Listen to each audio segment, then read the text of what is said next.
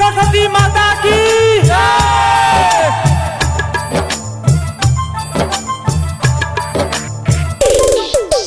DJ Amit Tiwari अपहर।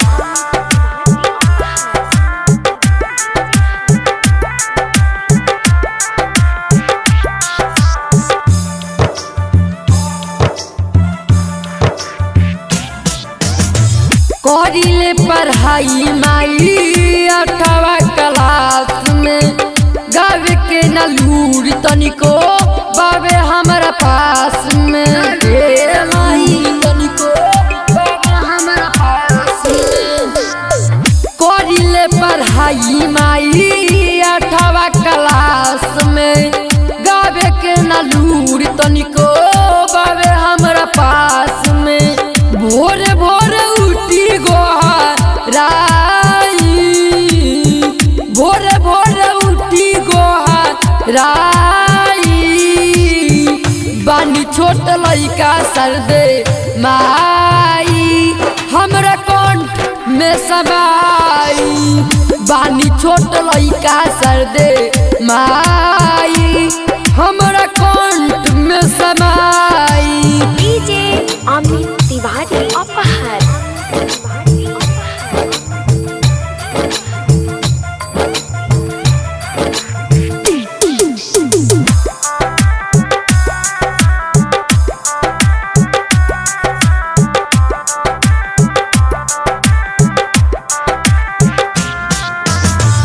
बाटे उम्मीद हमर तोहरे कमाई कर दी दया हम पे तोर से दिखाई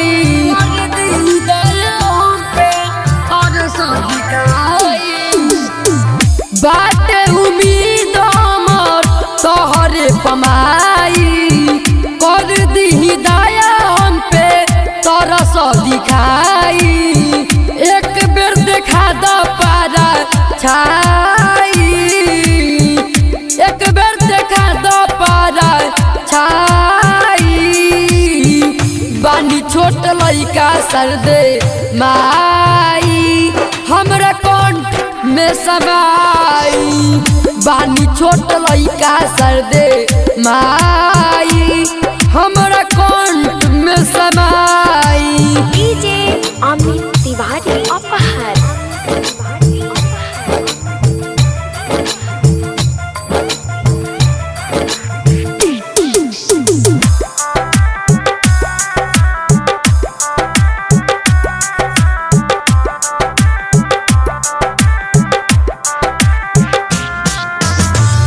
बानी गरीब एगो कदऊ फकार दूनो हाथ जोड़ रितेश करले गोहार दूनो हाथ जोड़ रितेश करले गोहार बानी गरीब एगो कदऊ फकार दूनो हाथ जोड़ रितेश करले गोहार अमिताभ पचरासु नाई अमिताभ पचरासु नाई बानी छोट लइका सरदे माई हमरा कंठ में समाई बानी छोट लइका सरदे माई हमरा कंठ में समाई। सनहिया रिकॉर्डिंग स्टूडियो कटसा।